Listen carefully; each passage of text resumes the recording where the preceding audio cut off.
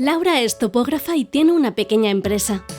Con frecuencia asesora sobre límites y linderos de parcelas, propiedades y servidumbre. Su trabajo requiere mucha precisión, pues cada centímetro puede suponer una diferencia de miles de euros. Utiliza numerosas cartografías para restituir la situación original. Los mapas a menudo están en papel y deformados por los años, lo que dificulta su labor. Por suerte, Laura conoce el potencial de los sistemas de información geográfica y los pone en práctica para georreferenciar cartografías, consiguiendo restituir linderos. Laura consigue asesorar adecuadamente al cliente gracias a sus conocimientos y a la ayuda de los SIG.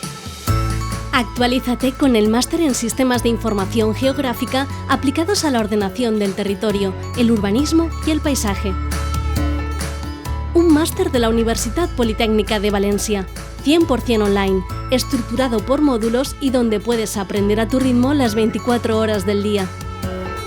Aprende a usar herramientas para saber cómo, cuándo y qué ocurre en cada sitio. Aprende a ser más competitivo.